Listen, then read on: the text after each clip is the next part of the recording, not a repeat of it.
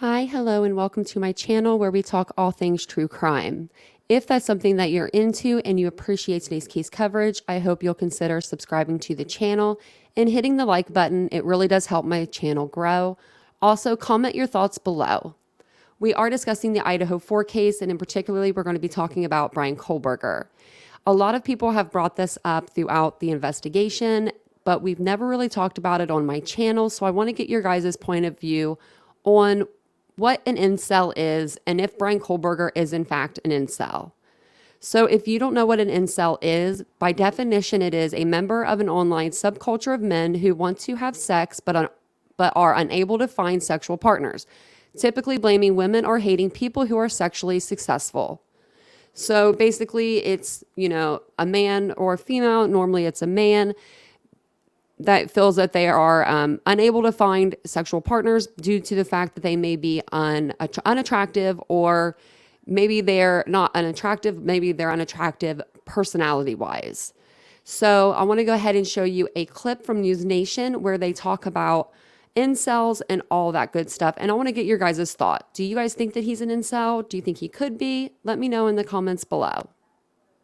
I want to bring in now Dr. Sarah Daly. She is a criminologist who dedicated much of her life's work to studying incels and mass violence. And Dr. Daly, it's great to have you. I think the most important thing, before we even begin our conversation, is to kind of define incels and discuss why that's important when we look at this particular case involving Bryan Kohberger and the allegations against him. So as simple as you can, give our audience the real Reader's Digest version of what an incel is and why there's so much connection to Kohberger.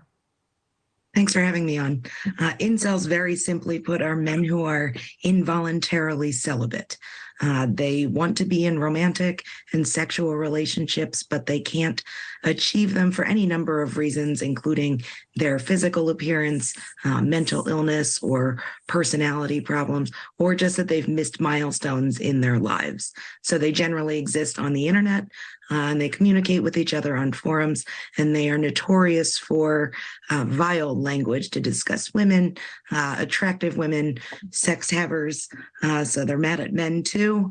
And so they really feel very spurned by society. And I think we've gotten to this point with Bryan Kohberger because we're still looking for a motive. And because these were attractive young women, one with her boyfriend. So I think it's not a far leap for a lot of people to question if Bryan Kohberger is an incel.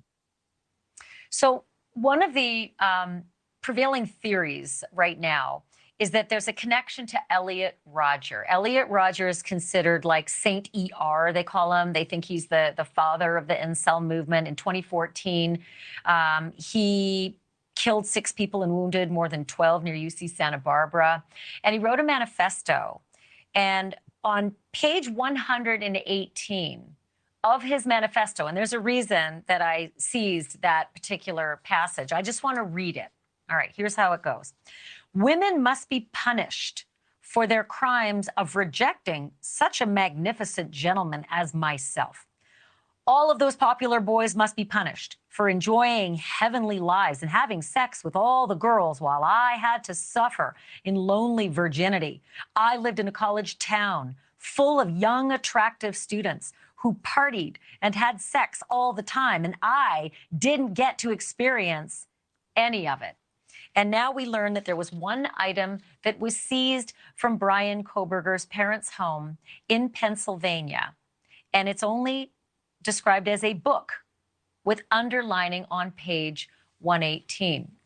The problem I have here is that it would be a perfect connection if the manifesto was a book, but it's not. It's an online thing. So this is a tricky thing. If Elliot Rodger's manifesto was printed out and bound and made into a book, and page 118 was highlighted, I could see the connection between Bryan Kohberger, who some think had the Facebook handle Papa Roger, commenting on the murders and having a lot of intimate knowledge about the murders before we all knew about it. But that is it's awfully coincidental that they seized something that's underlined on page 118. It certainly is. And there are many concerning things throughout that Isla Vista shooter's writing that could have resonated with someone who is isolated or frustrated. It's like you said, though, the only thought that gives me pause is that it is an online document. It's possible he could have had it printed and bound, which I've actually done with the same document for research.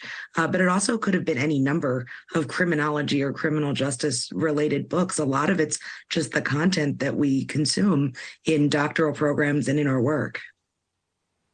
So much of this is more than likely going to be revealed in evidence once we eventually can, get beneath the gag order close to trial date or within the trial itself. But it will be fascinating and certainly ripe for a new conversation. Dr. Daly, thank you so much.